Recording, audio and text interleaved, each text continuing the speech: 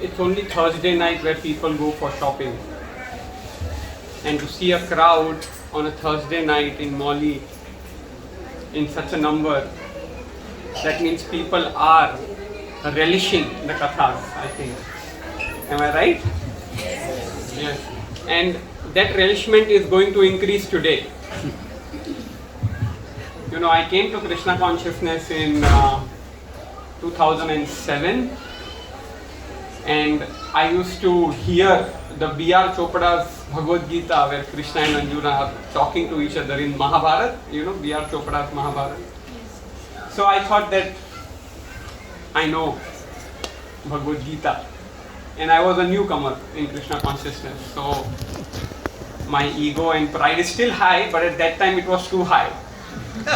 So my Guru Maharaj told me that you go to Melbourne.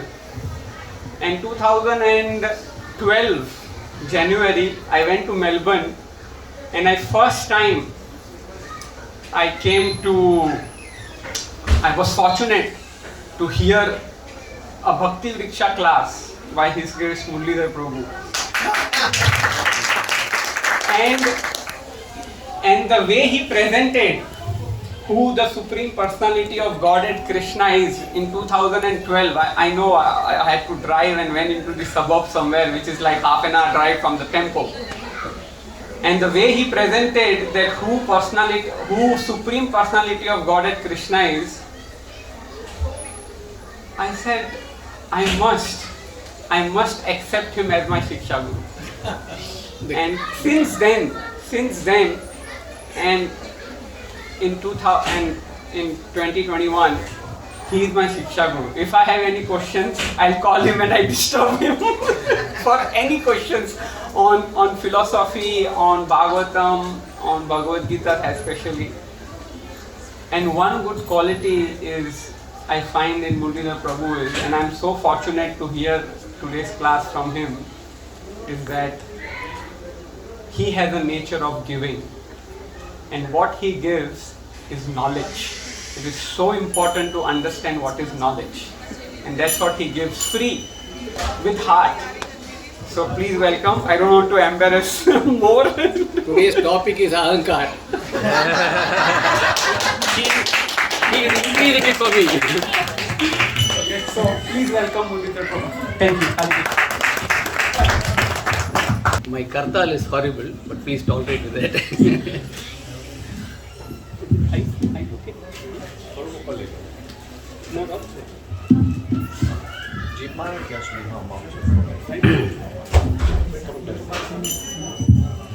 Jaya Radha Madhava Kunja Bihari Jaya Radha Madhava Kunja Bihari Jaya Radha Madhava Kunja Bihari Jaya Radha Madhava Kunja Bihari Jaya Gopi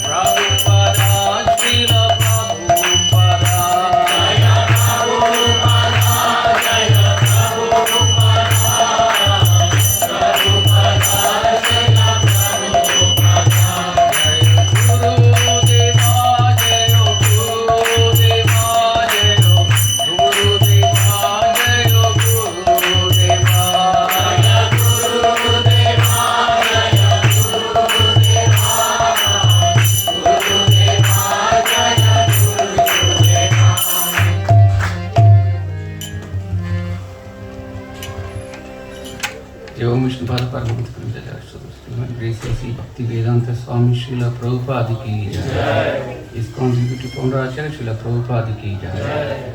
Anitya Koti Vaishnava Vrinda ki jai. Rantaraj Srimad Bhagavatam ki jai. Hare Krishna. Hare Krishna.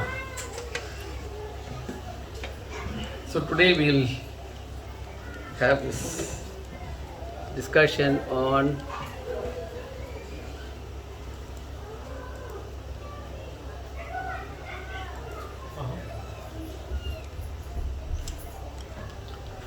understanding ego, ahankar.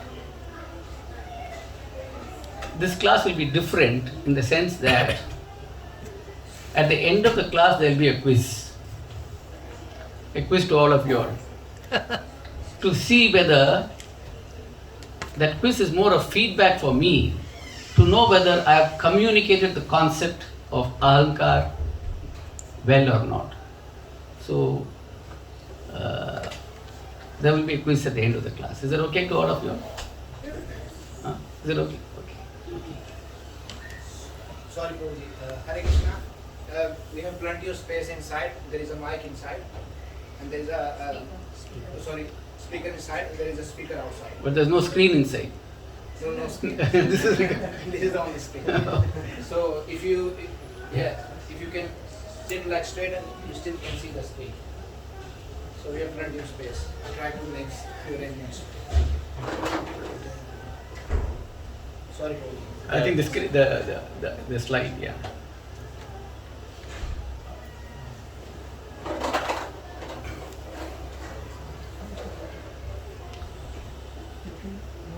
Do you have that ring? You have that ring? Are there? You have that ring? That ring. So, in Srimad Bhagavatam, one of the main themes of Srimad Bhagavatam is death. It starts with Parikshit Maharaj going to face death in the next 7 days. That theme of death is there throughout Bhagavatam. In many of the pastimes, it's all about dying. But the difference is, everybody will die, but how they die, the glorious death of all these great devotees is told to us, so that we can also follow in their footsteps. And when we die, we are able to go to the destination which we want. Everybody will die, but where they will go after death is the question.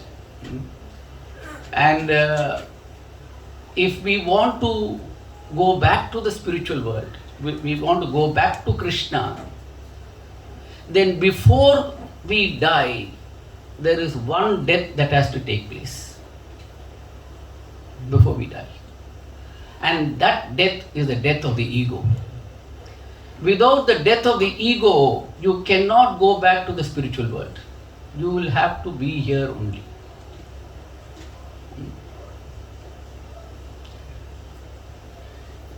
So, they say of all the things we have to renounce, what we have to renounce, what we have is only one thing which you have to renounce. Renounce the ego. So it is important for us to understand what this ego is.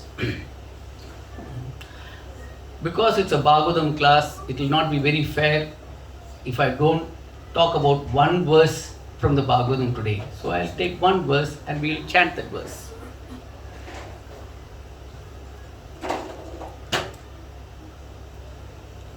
This is a verse in the 10th canto, chapter 27. Chapter 27.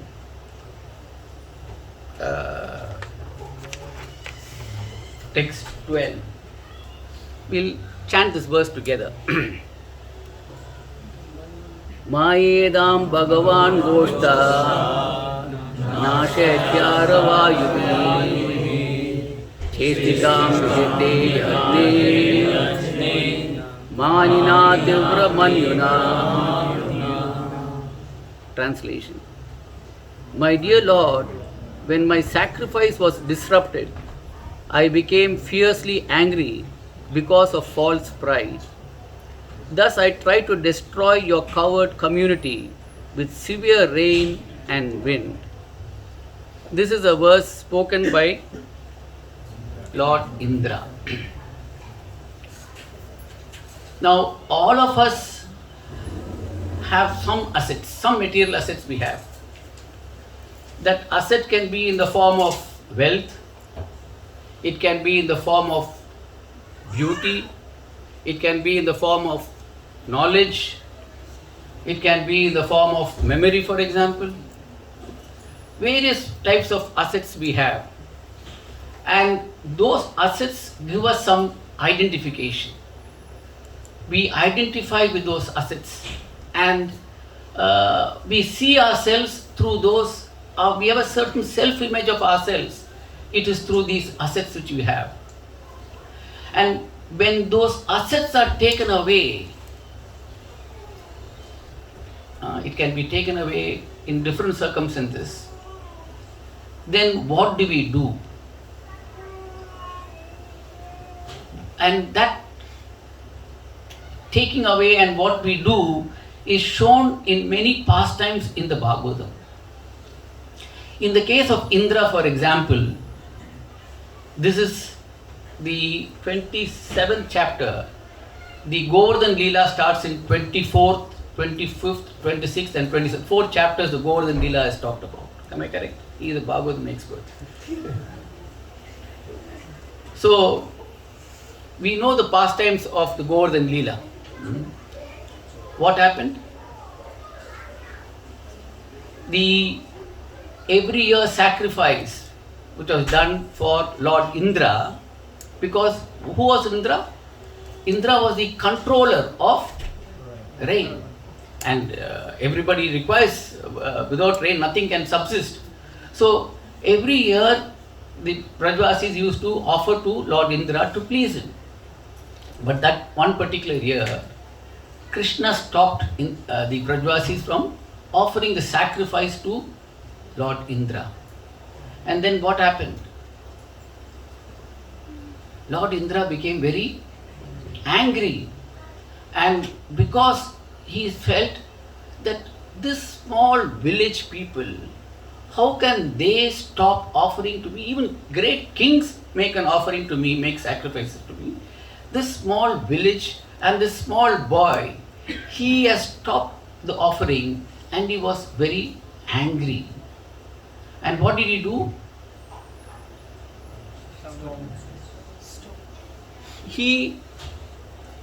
What sort of a rain came? Heavy. It's called the Samvartaka rains. That rain and hail is supposed to be sent when there is destruction of the universe. That is the sort of anger he got. And he sent those rains, hoping that, and want to teach these Brajvasis a lesson. Now imagine, if you don't pay electricity bill, what will the department do? They'll come and cut off your electricity. If you don't pay the water bill, what will they do? They'll cut off the water. But if you don't pay the electricity bill, will they put a nuclear bomb on your house? They won't do that, isn't it? It is very disproportionate. His actions were very disproportionate to whatever hurt him. It was because his ego was hurt. It was a dishonor for him. He thought, I am the supreme controller. How can they do this to me? And when his ego was hurt, the reaction, he got very angry, and his reaction was very disproportionate. Now, what is the meaning of saying disproportionate? See, in our life also, we must be able to differentiate between what is more important and what is less important, and accordingly we act. Okay, so when we get angry, we lose a sense of proportion, and this is what happened to Indra. His ego was hurt.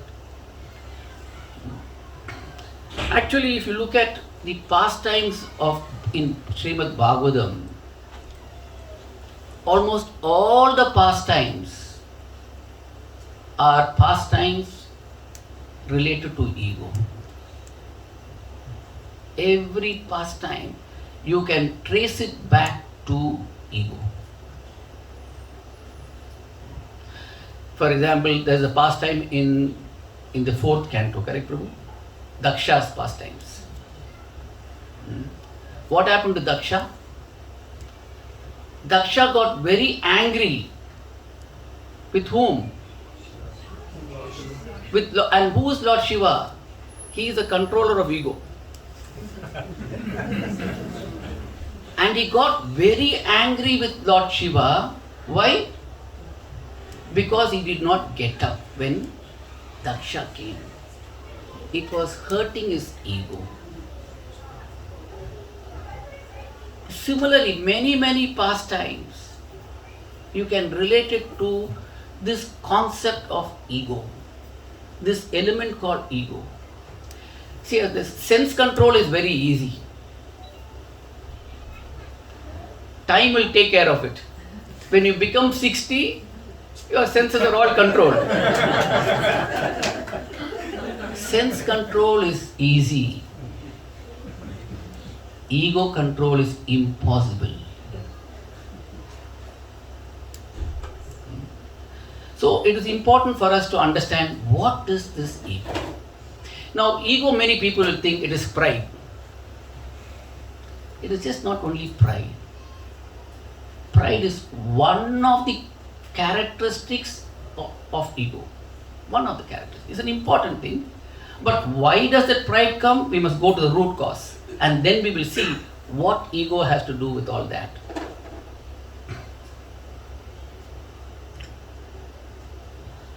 So today we will try to understand what is this ego.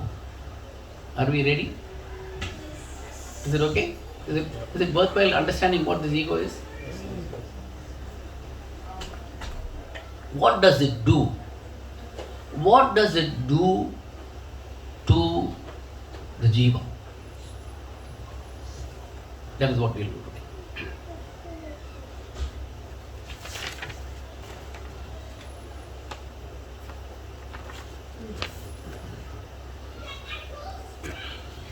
today. So, Bhagavad Gita answers this question. Why understand material ego? And that is given in this verse, 1858. It says, if you become conscious of me, Krishna says, you will pass over all the obstacles of conditioned life by my grace.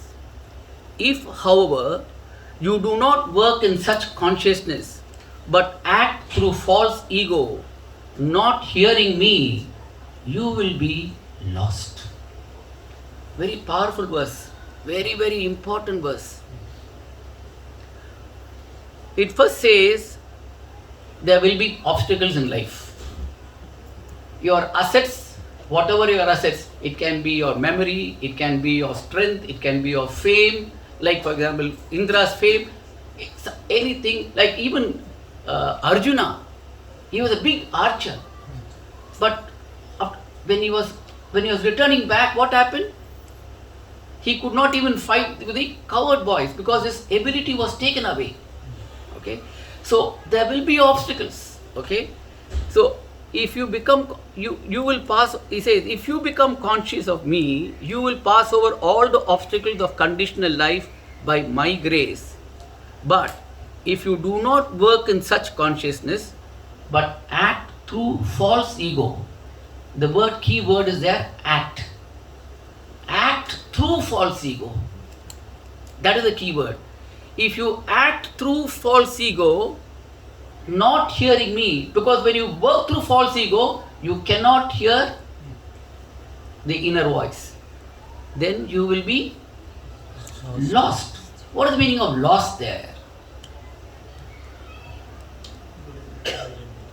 That's another key word. Lost means you will be in illusion. In illusion, you don't know what is happening. So this is a very important verse. Why we must understand what is ego. And that is given in this verse. If you do not remember, if you consciously don't practice and become aware of this ego and don't work, if you don't become conscious of Krishna, and if you act, then you will be lost. That is what this class is going to talk about today. What does that ego do?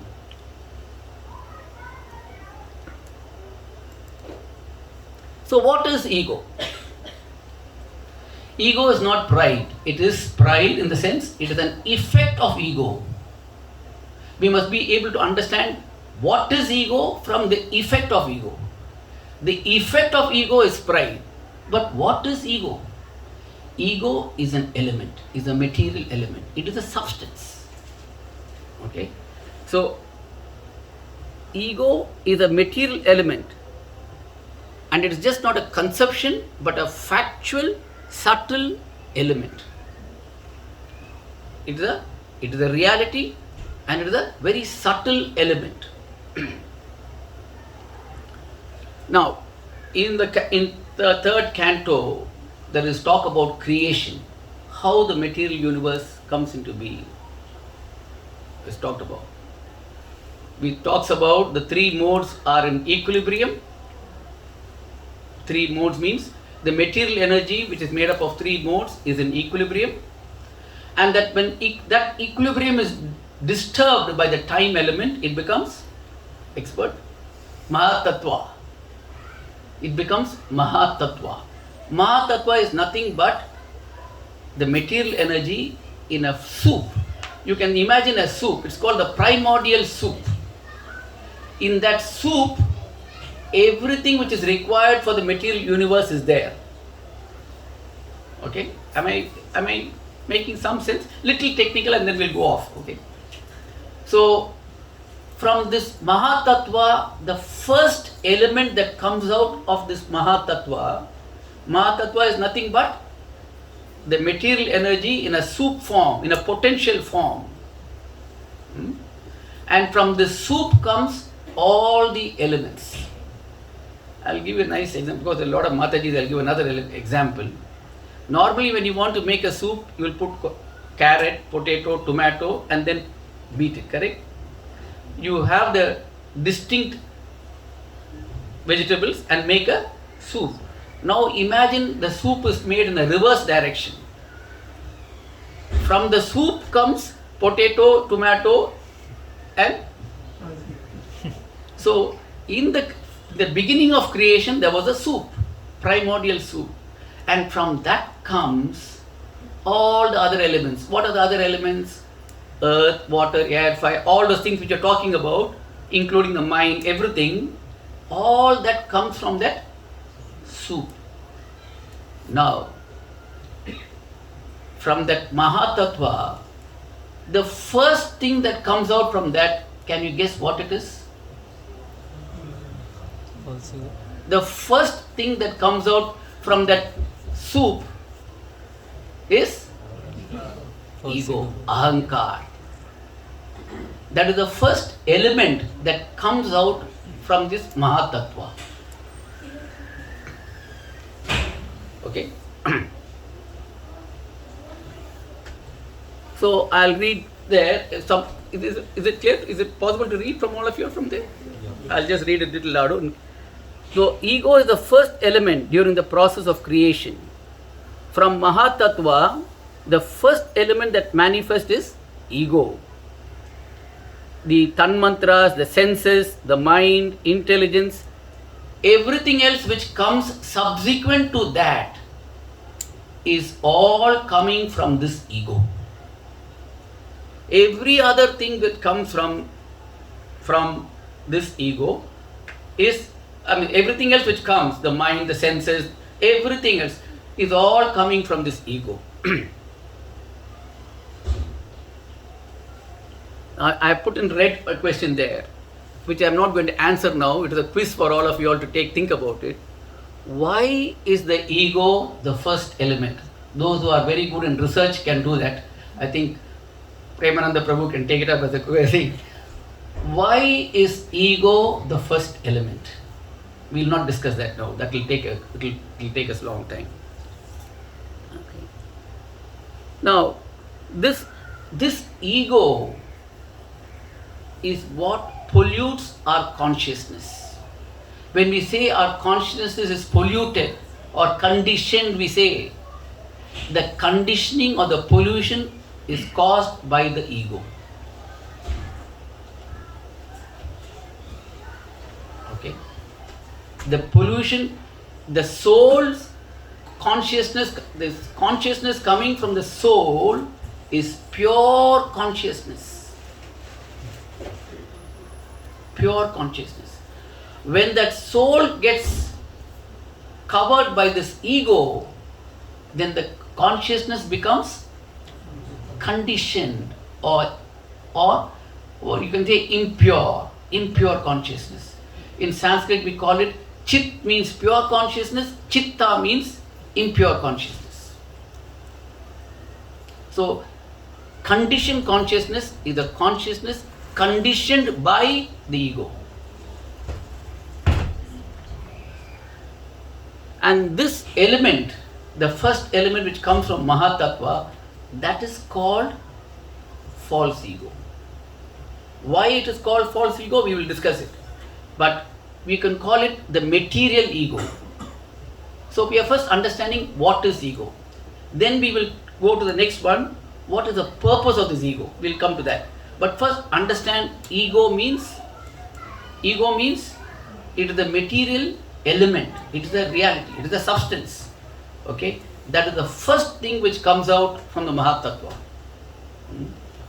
And what it does. What is the purpose of this ego? Any questions before I go to the next one? Is it clear? What is ego?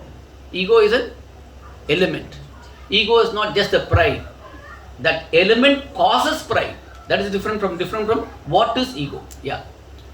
Can you elaborate a little bit more on Mahatattva and what does that actually mean? Okay. Mahatattva is nothing but the same three modes of material energy exist in three states: sattva, rajas and tamas. That means you can understand it like this: three frequencies. Material energy exists in always. It is always at all times existing in three frequencies. The proportion of these three frequencies can vary. Okay? So material energy in the first time, when from Lord Vishnu's body, Pradhan, that is the three modes come out from Mahavishnu's body. When they are coming out from Mahavishnu's body, the three modes are in equilibrium. What is the meaning of equilibrium? Equilibrium means the forces are neutralized and the state is zero. Equilibrium means the three forces, the three states of material, they cancel each other and they are in a state of neutrality. And that is why it is called Saguna Brahman. If you in Bhagavad Gita, it will talk about Saguna Brahman. That is because the gunas are there, the three modes are there, but it is Brahman. It is spiritual at that stage in Pradhan because it is an equilibrium. From that equilibrium, when Mahavishnu glances at that equilibrium, he disturbs that equilibrium. Then it becomes material energy. So from Brahman, which is Pradhan, it becomes material energy when the equilibrium is disturbed. Okay? And that equilibrium when it is disturbed is what I am calling as the primordial soup or Mahatattva. So that Mahatattva is nothing but the three modes not in equilibrium. Am I okay? My guru is there. Okay. Is it okay? Shall I go to the next one? Okay. What is the purpose of ego? What does ego do? ego gives us a sense of identity. It gives the word I, when you say I, means it gives you a sense of identity. The conception that I am is called ego. What does ego make? What does ego do? It gives you a sense of identity. What does it identify with? It the ego makes you identify with the mind and intelligence. The senses, the mind and intelligence, you identify yourself with that. But who are you according to Bhagavad Gita? You are a spirit soul. But what do you think you are? You think you are the body. The body meaning body, gross and subtle body. Who makes you think like that? The ego. The ego is the element which makes you identify with the body. The ego is like a glue which sticks this matter and spirit. Your soul is spiritual, your body is material. They are glued together through the ego. And that makes you feel, I am this body. I am this mind. Okay? Now, is this bad?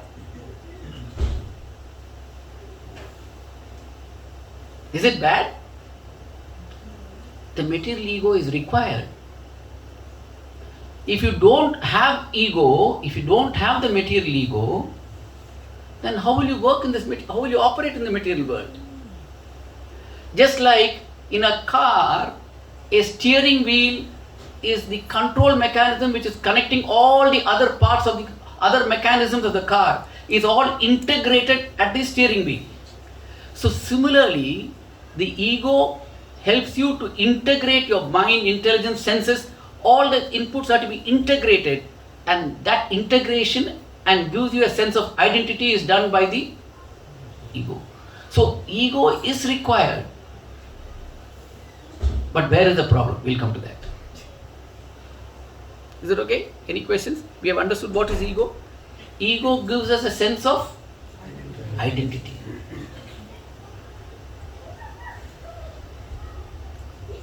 This material ego is required to protect and preserve the body. If I don't have the feeling of this is my body, if there is a fire, I will keep my hand there and I will not withdraw my hand, because I have nothing to do with the body. I meaning the soul. Okay. So the ego is required, but where is the problem? However, it is important to differentiate between being a custodian and identification. The soul is a custodian of the body. The soul should not identify with the body. Okay, am I making sense? Okay. Okay, let me tell you this. The concept which I am discussing is very little subtle and it requires contemplation. One class may not do full justice. It is a very, because once you have conquered the ego, you have self-realized. So you must understand how powerful the ego is. The ego is the most outer element, and if you have conquered ego, your next door is prema, love, self-realization.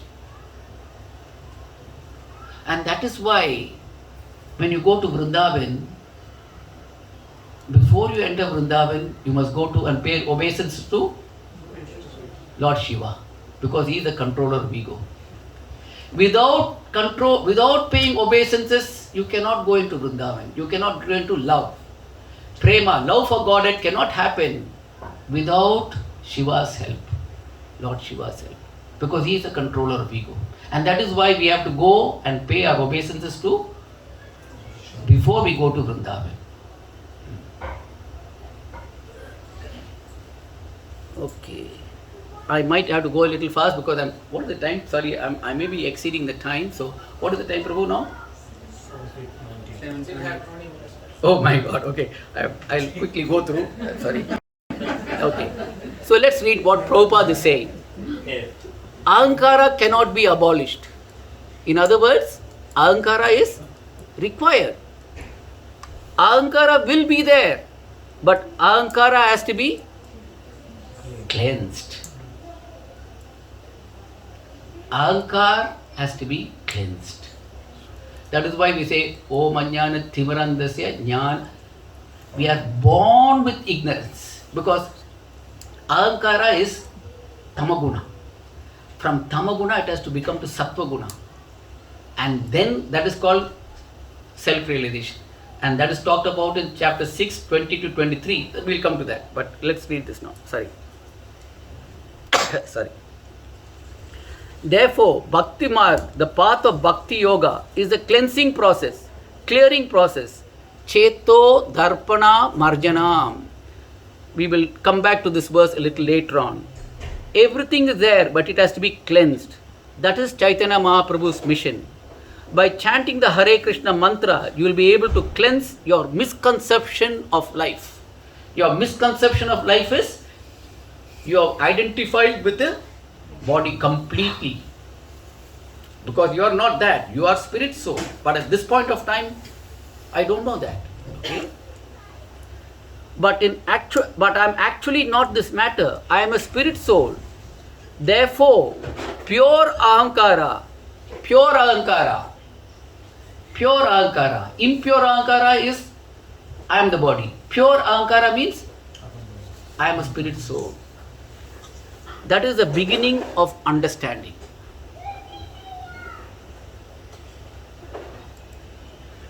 When pure consciousness is polluted by material contamination, Prabhupada again, when pure consciousness is polluted by material contamination, that means the ego, and when identification with the body becomes prominent, one is said to be situated under false ego.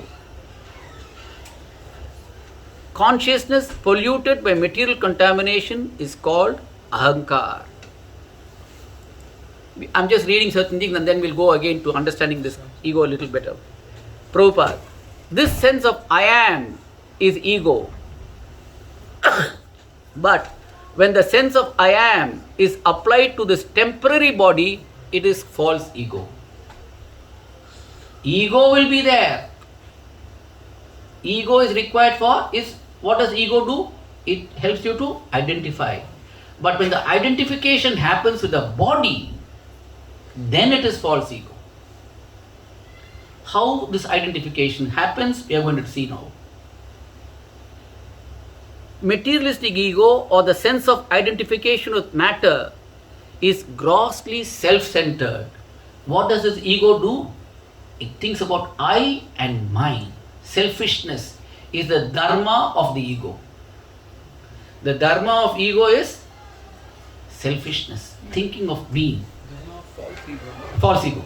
Yeah. Dharma of false ego. When I say dharma, what do I mean by that? The purpose for which it exists is meaning of dharma. Okay. Okay. Materialistic ego or the sense of identification with matter is grossly self-centered, devoid of clear knowledge of the existence of God. What does this ego do? It has two shaktis. One is called Avarna Shakti, one is called Vikshepa Shakti.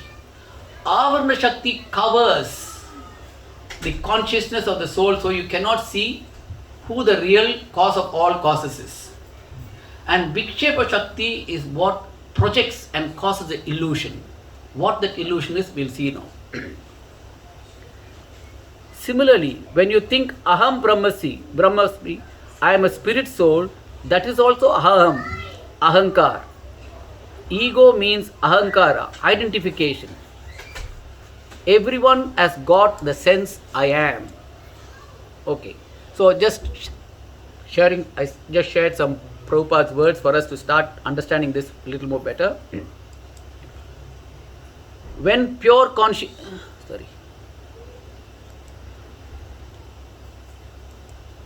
Sorry. Ahankara cannot do Krishna.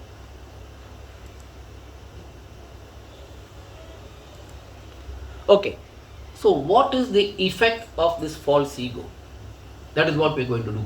We are going to the root cause now. As I said, one of the effects of ego is being proud, pride we say.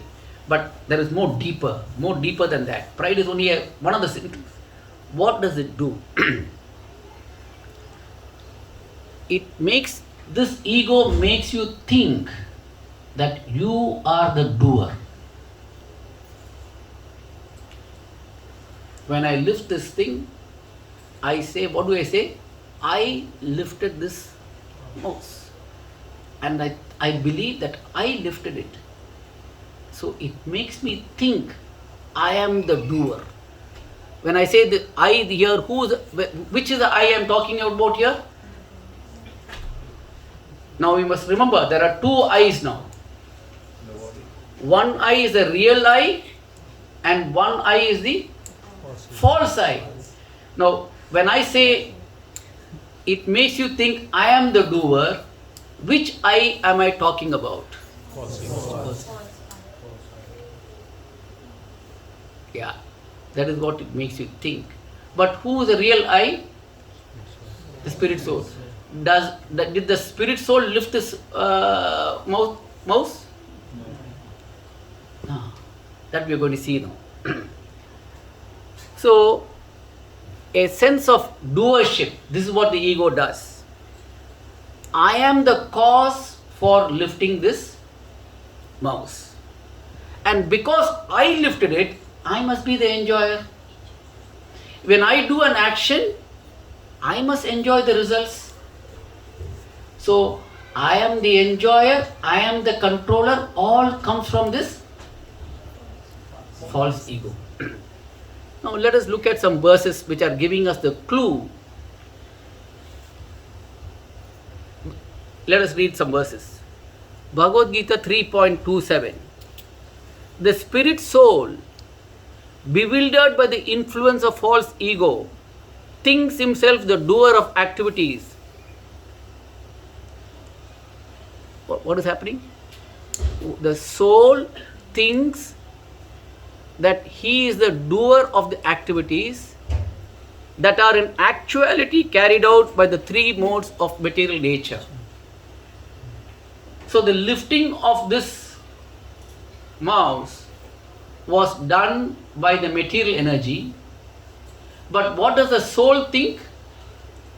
That is, the soul thinks, that is, I think that I lifted this mouse.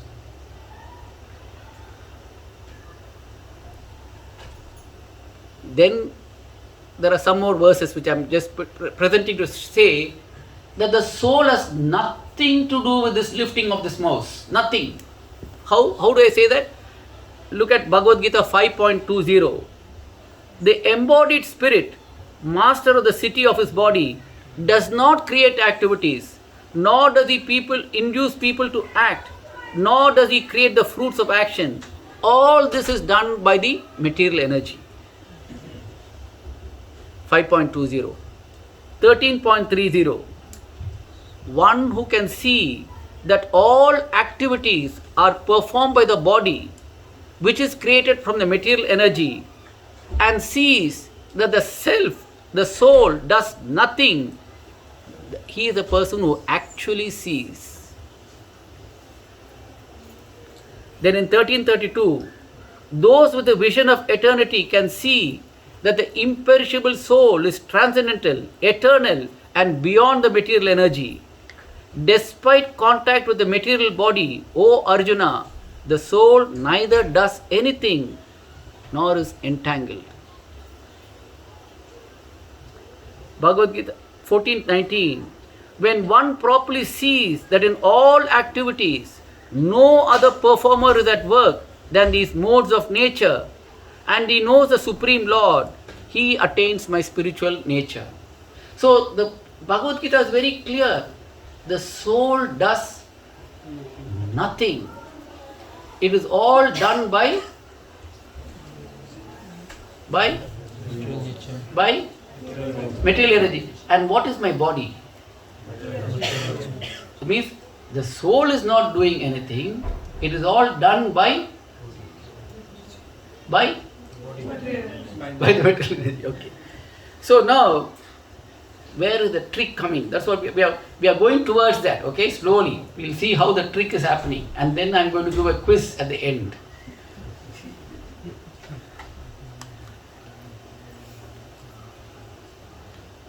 So one of the effect of the false ego is it makes you think that I am the doer.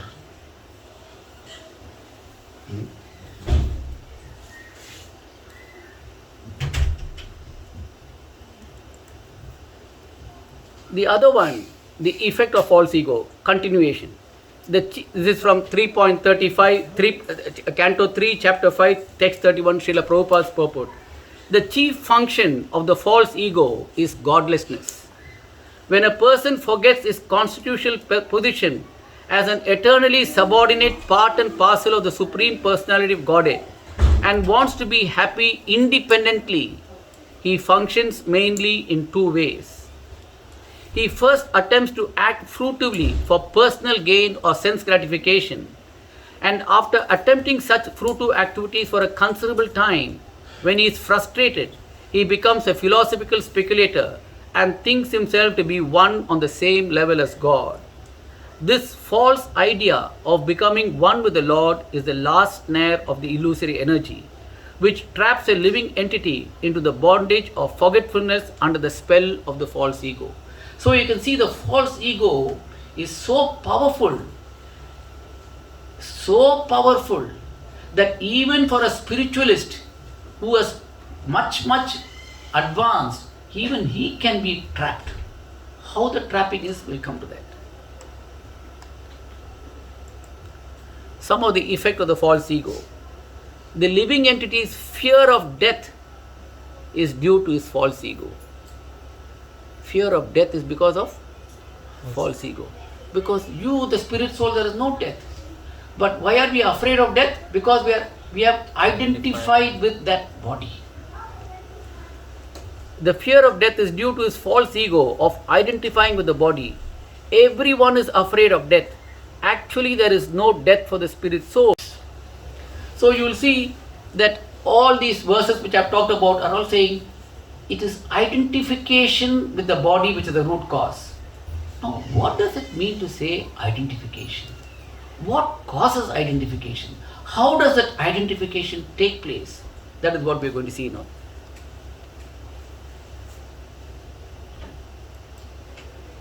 So, how to purify the ego? And then after that we will talk about how this identification takes place. So, mind and senses are to be controlled. Intelligence is to be strengthened. But ego has to be purified.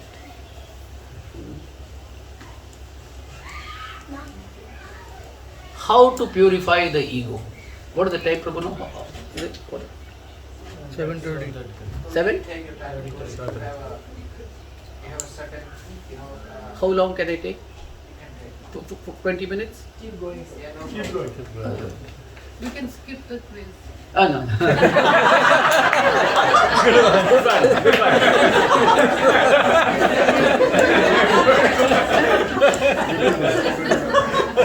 But actually, this quiz you will enjoy.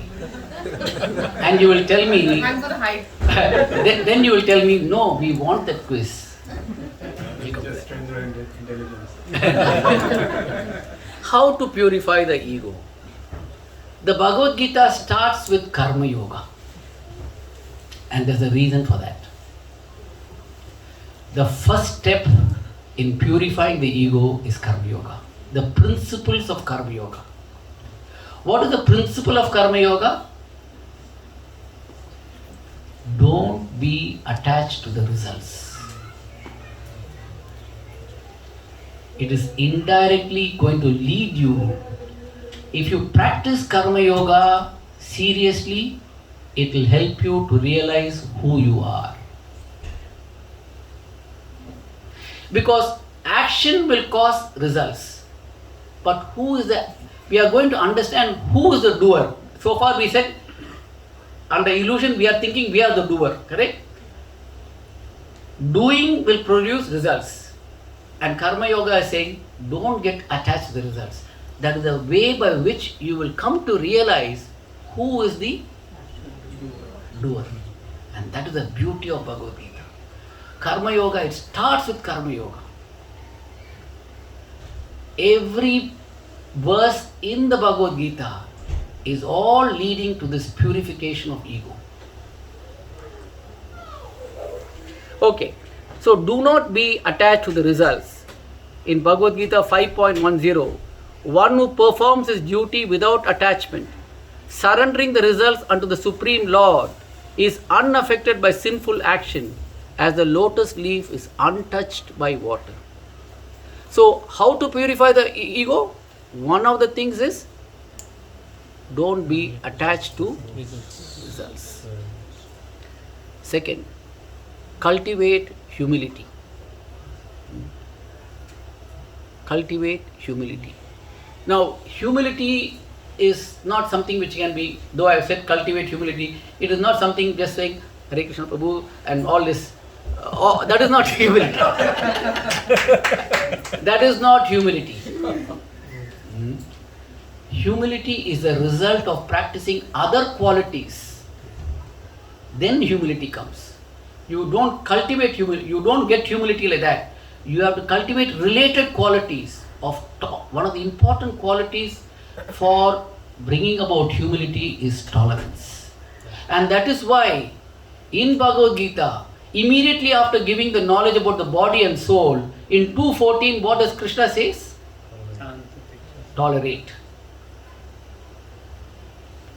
The first fundamental quality for spiritual progress is tolerate. So that is what it says. Cultivate humility. How? Humility means no resistance. You shout at me, I don't shout back at you. I tolerate. Every time you do that, you are winning over your ego. When great injustice is being done, you tolerate. You are winning over ego. And that is what Bali Maharaj's pastime says. Every pastime in Bhagavad Gita is nothing but diluting this ego. If you really look at from the perspective of ego, you can analyze every pastime through this lens of how to control the ego. So, humility means no resistance, no arguing, no fighting. Sikshashtakam verse 3. What is that? Like a grass. Everybody will stamp on me. It's okay. Give me some respect. What is the next line of the Adhatara? Amanina Mayadena. That means don't expect any respect, but give respect to everyone. So these are some of the ways by which we can cultivate humility. Are you resistant to fully, can you appreciate another person, his success? That is another way by which you are diluting your ego, the strength of your ego. Don't be afraid to ask. It means don't hesitate to tell, I don't know. One of the biggest elements which we don't learn is because we pretend as we know everything.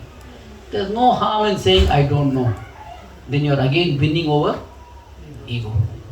So these are some of the ways by which you can cultivate humility. And that is the way to purify your ego. And third, surrender to Krishna. Chant the holy name. In, what is the verse in 7:14? Devi Esha Gunamaya. Maya. Maya is nothing but ego. And Krishna says in 7:14, that ego, that Maya to control is very difficult. But if you surrender to me, you can cross over it. So we'll see why it is difficult. We are going to come to that.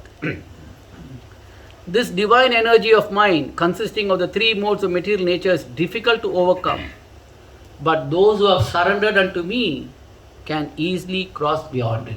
So one of the ways by which we can dilute the ego is through chanting the holy name. Because when you start chanting the holy name, then you will slowly realize who you are. That will happen.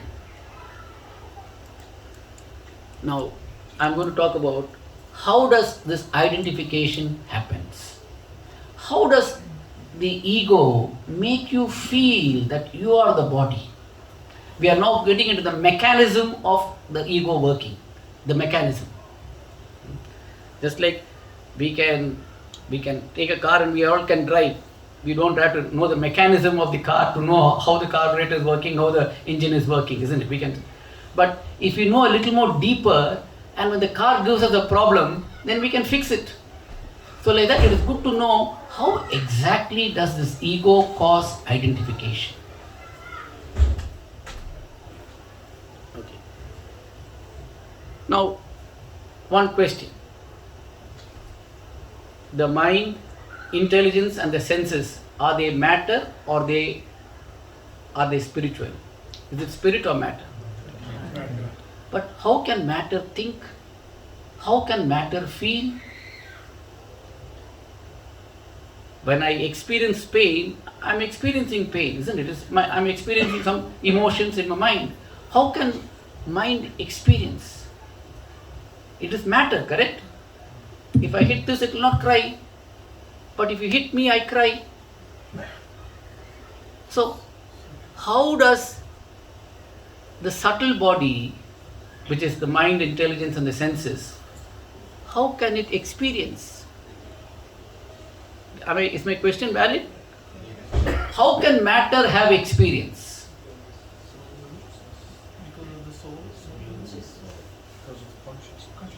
But consciousness is not in matter. Only the soul has consciousness. The subtle body is matter. Is my question valid? Or you want to say? It's glued to the soul with the ego. Is that right? Yeah, you're coming close to that. Yes, you're going to come close to that. So is my question valid? Is the question valid? How can subtle body, which is matter, experience? Because matter, but subtle body is not the same kind of matter like the gross matter. I will not go technical too much here, but I'll just say, subtle body is like a semiconductor. A semiconductor is neither an insulator nor a conductor nor an insulator. It is somewhere in between. Lord Shiva's position is also like that. He is neither a Jiva Tattva nor a Vishnu Tattva. And that is why he is the controller of ego. You can relate all these things now? Okay. So, how does the subtle body experience? In the presence of the spiritual soul, which is consciousness, the subtle body also acquires that consciousness and becomes like spiritual. It is getting spiritualized. It is not spiritual, it is getting spiritualized. The Upanishads give an example for that. They say, just like the sun is there, which is having light, the moon does not have light, it is dark. But because of the reflection of the sun, the moon is also able to shine. In the presence of the sun, the moon is, otherwise moon has no light by itself. Similarly, in the presence of this spirit soul, the subtle body also becomes spiritualized. Okay. The subtle body borrows consciousness from the soul and becomes animated or conscious. So there is something called intrinsic consciousness and borrowed consciousness. What does it mean? Just to give an example. Fire, when you put a vessel on a stove, fire has heat, correct? But that heat, when you put a vessel on that, the vessel becomes hot. The fire has intrinsic heatness, but the vessel gets borrowed heatness. Then you put water in that. The water gets acquired borrowed heat. And then the vegetables, when you put in that, the vegetables also become hot. But when you take out the vegetable, will it still be hot? After some time it will become? Because it is not intrinsically hot. In the presence of something heat, it becomes hot. Similarly, the subtle body also becomes consciousness in the presence of the soul. So the example given is, just like the night is illumined by the moon, but the moon does not have a light of its own, the moon is reflecting the light of the sun. Exactly like that, pure consciousness gets reflected in the ego. Pure consciousness coming from the soul gets reflected in the ego. The ego catches the reflected consciousness and transmits it to the other elements of the subtle body. And that is why it says in the Cheto Darpana Marjana. What is the meaning of Darpana? Mirror. Cleaning, Mahaprabhu is saying, clean the mirror. And that mirror is that ego. So the ego is like the mirror. It captures the consciousness coming from the soul.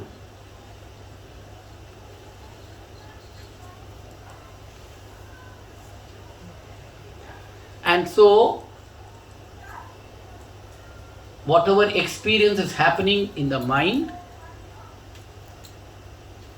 the senses bring all the experience to the mind experiences pain or pleasure, whatever it is, and the ego, which is the controller of the mind and intelligence, says, I like this, I don't like this. That is the function of the ego. Icha dvesha. I like and I don't like. That is the function of the ego. I like this experience, I don't like this experience. Okay? So, that is what is said in. Then, so okay. So I said the experience happens in the mind. The ego says this experience I like it or I don't like it. Icha dvesha. Okay? And the soul in the present, because the soul identifies with this ego, which is like a mirror. To give an analogy to how to understand this is, when you go to watch a movie, when the hero and the heroine, or the hero and the villain is fighting, okay, what happens to you? You or the hero and heroine are there and the heroine is crying. You also start crying with the heroine. Nothing is happening to you. Nothing is happening to you, but you have identified with the characters on the movie.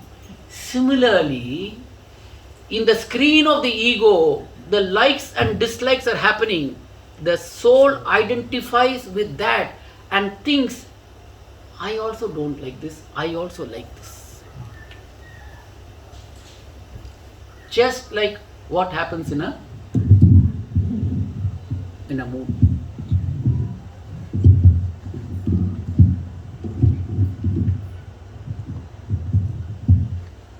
So, this is the trick of the ego. And spiritual journey is to identify this trick and realize that, not just listening like this, realizing this trick and trying to cut that knot which is there between the ego and the spirit soul. Okay, let's look at some more. In 13.22, the living entity in material nature, that is the soul, follows the way of life enjoying the three modes of nature. That means it is enjoying whatever is happening in the ego. This is due to its association. Association here means identification with that material nature. That material nature means here ego. Because in fact, if you remember in the beginning I said, everything is coming from this ego. So when you say ego, it includes everything. Thus, he meets with good and evil among various species. The soul is just a witness to the Ichcha. He is only a witness. He is not doing anything. He is just witnessing and identifying with his likes and dislikes. Before that, in 7.27, Krishna says, O conqueror of the foe, all living entities are born into delusion. That means they come with the ego when they come to the material world, bewildered by dualities arising from desire and hate. So, how does the ego work? The senses, the mind, and the intelligence are servants of the ego. The thoughts and actions of the mind and senses are appropriated by the ego. Okay, I'll go a little farther now. Okay, I'll skip this. Okay, so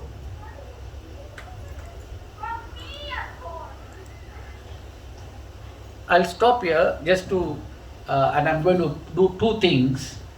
One is I'm going to play a video of a lecture by His Holiness Radhanath Maharaj. Please listen to and relate to whatever you heard now, whatever little you understood, related to what he is saying. And then I'm going to play another video, which is just about 5 minutes, both are 5 minutes. And then see whether you can relate whatever we said now, maybe little abstract. But when you see the quiz, then you will fall, everything will fall into place to some extent. But as I said, it's a very subtle subject. It requires a lot of contemplation, it requires a lot of introspection, but very subtle. As I said, if you have understood fully the ego, including me, I have not understood fully how the thing is. I'm not trying to. We have conquered the ego, it means we have conquered self-realization. The next door is love. The next door to ego is prema. Okay, I think I will go to this next one, and you please listen to this. Okay, sorry.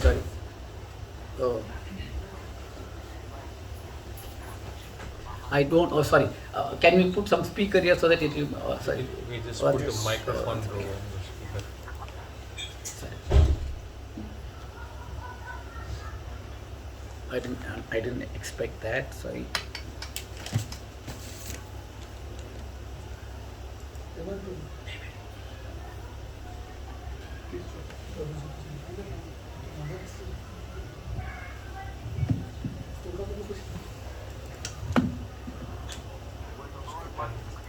Yeah, just can you help me with that volume? No.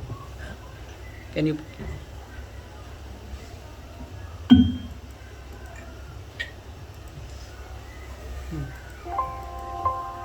Can you keep the speaker somewhere there?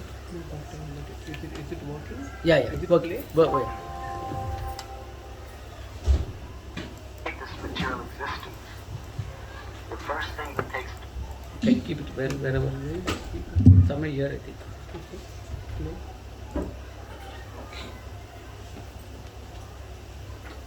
place is the formation of the Mahat Tattva, 1 second, you can which is connect like a this. cloud. And those who are If you can connect to within the. this cloud, they cannot see the brilliant rays of the sun of knowledge. They cannot perceive the planets of Vaikuntha. They cannot perceive the eternal existence beyond. All of this is simply covered. Material existence. The first thing that takes place is the formation of the Mahat Tattva, which is like a perceive the eternal existence beyond. All of this is simply covered by that cloud. And that is called the Avarna Shakti of ego. It covers. And what does that cloud represent? the false ego. The first thing that is created within that cloud is ahankara. It is the basic principle of all material bondage. It is the beginning and it is the end of material entanglement. The beginning of all of our sufferings in this world is because we think I am the doer and I am the enjoyer. And I am the doer. That is where the real problem is.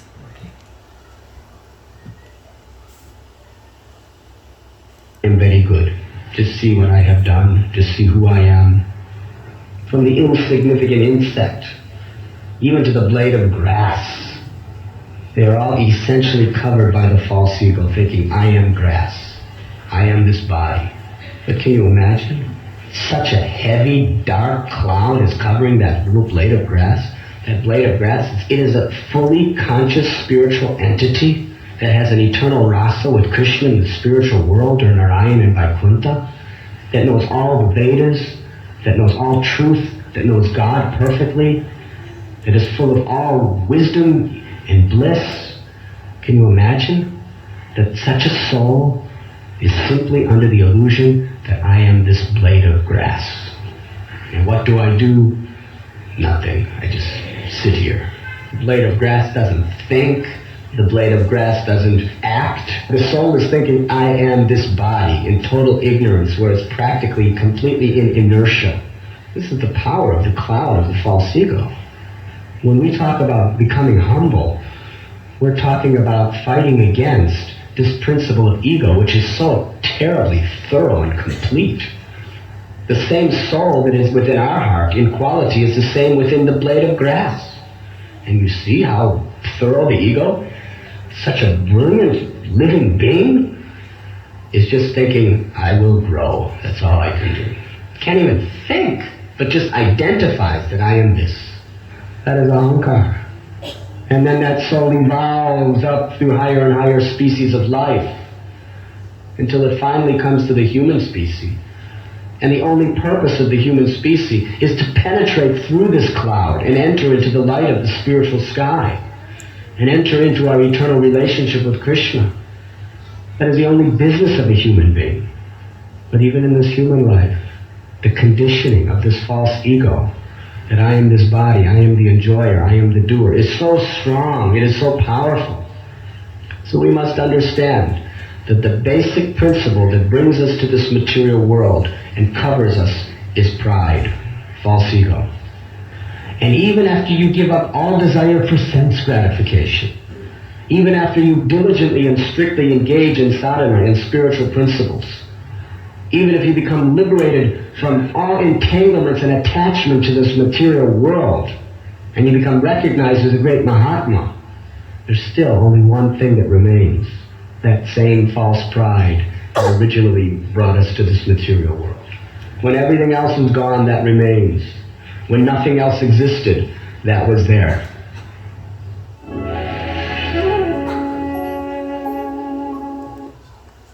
So as I said, it's a difficult subject, so don't get discouraged if you have not fully understood it. It's difficult, but we don't even have to understand this. By the grace of Srila Prabhupada and by Mahaprabhu's mercy, without even understanding this false ego, our process is so simple and so powerful that it can dissolve this ego.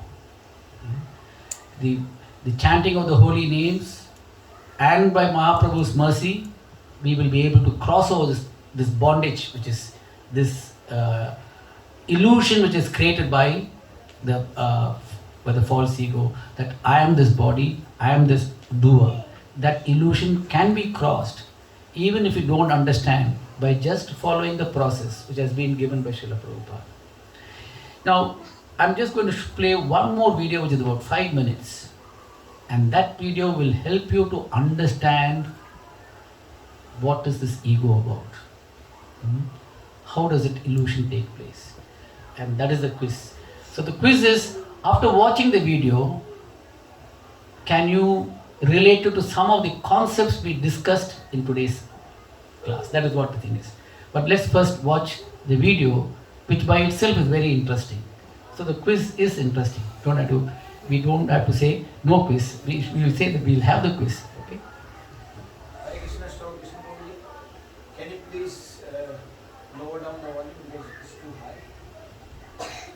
Whose volume? Prabhuji's or the No, videos? the video, if you play the video, the volume is high.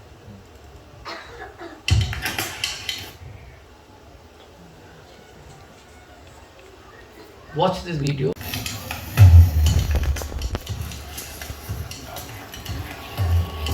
I'm going to put the directions up on here. Make sure that the base is back in the photo.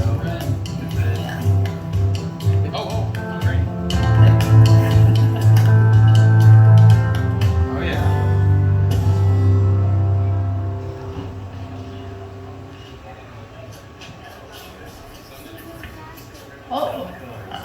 That's very green. Come on in. So we're going to show you some virtual reality today. You know, it's really hard to show people what it's like to be in virtual reality without having them try it for themselves. Filming you in the green screen studio is just the best way we found to help everyone else understand what it's like to be in VR. Any questions? Can I go first? All right, go crazy.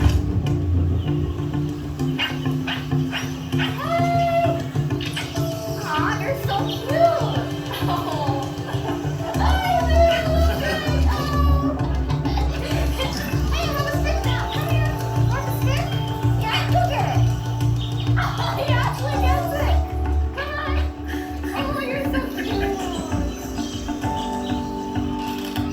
It makes you feel like you're pointing straight back. Left, check left. Oh, yeah, I shot. Oh my goodness, these eyes are so cool. Look behind you, Kara. Order up. Picking? Oh no. It's burned. Eat those donuts, Get those donuts. Stand in the way of its ball. A little bit more toward us. There you go.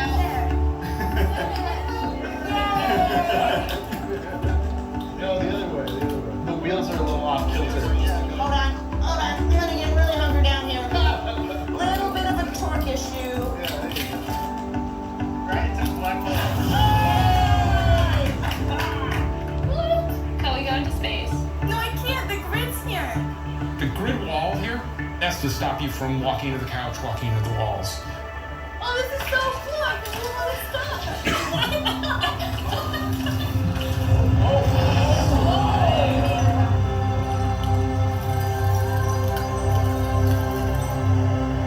Look at this thing.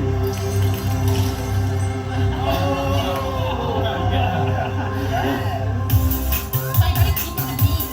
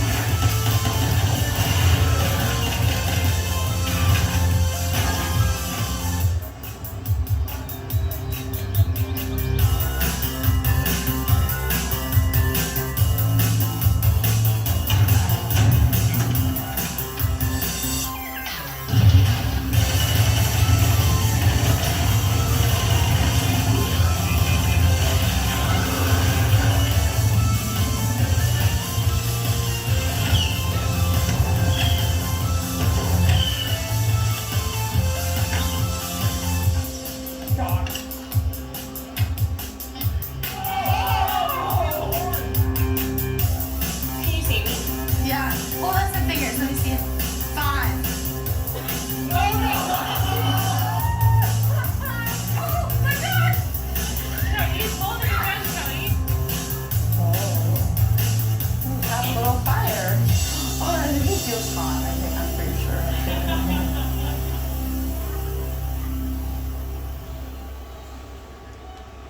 The quiz starts now. Can you relate this video to what we talked? Illusion.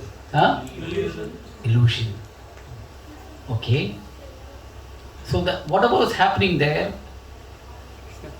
nothing is happening to her. Nothing is happening to her. But she felt that she was doing so many things, or she or he, whatever it is. Similarly, the soul does nothing. But we think we are doing everything. We saw in the video that what they had was only some remote and operating it, but the person felt really that it was a reality for them. It's a virtual reality. What is that headset equal to? The ego. So the ego is what makes us put into illusion. When we read Prabhupada's books, we talk about illusion. That illusion is created by the ego. And that headset is what is creating the illusion for the characters we saw there. That headset can be removed, but this headset which we have cannot be removed. It can be removed only and only and only by the mercy of the Lord. And that is what we are begging Krishna. And what about, may I ask, what about our endeavor? Yeah, the endeavor has to be there. Only then mercy comes. So does that mean that, can I ask questions? Sorry. Yeah, before that. Okay, you finished then. So this world is a virtual reality for the spirit soul. Through virtual reality, today's technology provides training pilots, for example. You don't have to fly a plane for thousands of hours today. You can sit in a virtual reality room and learn how to fly a plane.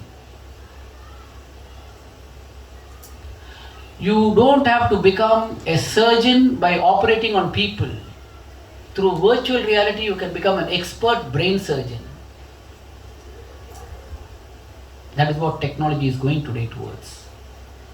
Virtual reality. It is almost there. You can drive a plane and in the virtual reality and you can sweat. Sweat is the reality. But the plane is not, but you're in virtual reality. And virtual reality today is used largely in education for learning. And this virtual reality which we are all in this material world is also for learning. Learning the language of love. That is the entire purpose of this material world. Nothing happens to the spirit soul. Nothing happens to you. But everything is happening to you through this virtual reality. And the purpose is learning to move from selfishness to selflessness and then finally to love, prema. Thank you.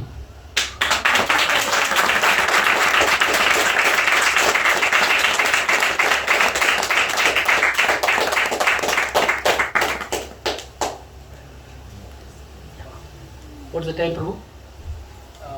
8:05. Okay.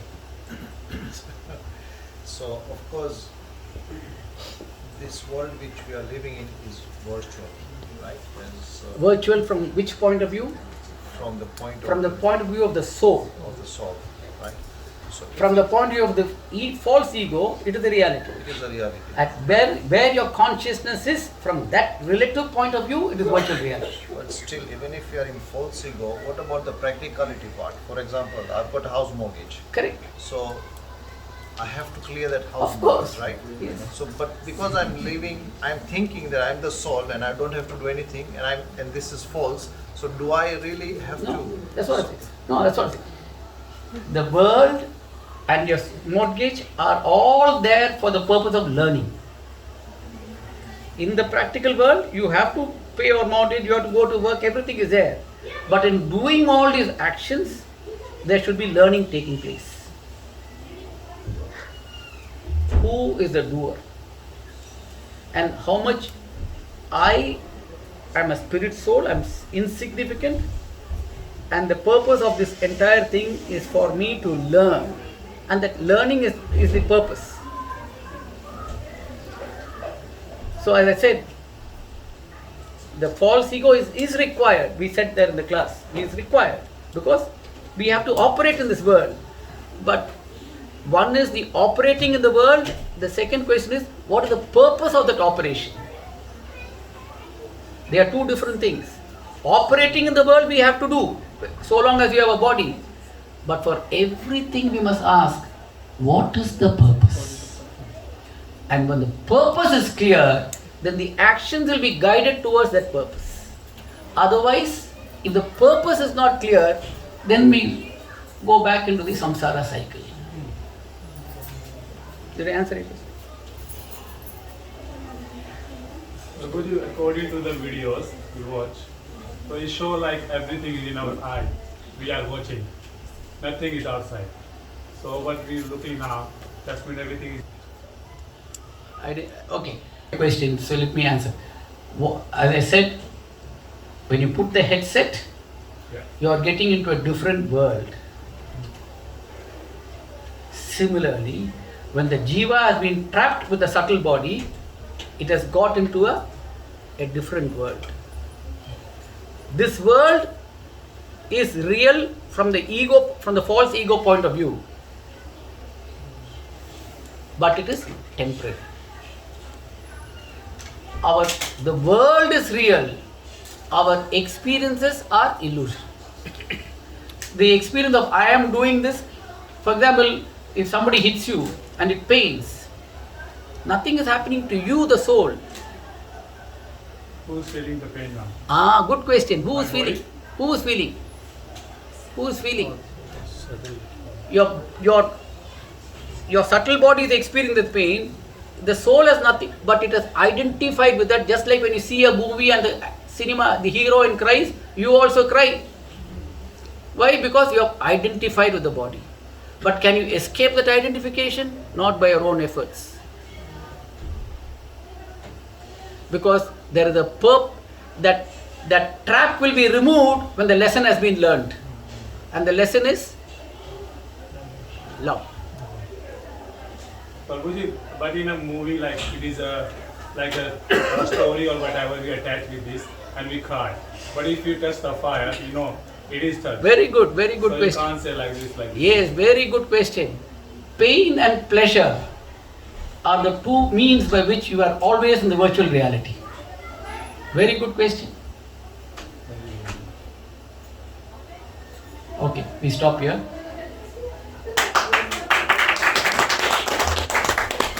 So we have Aarti now.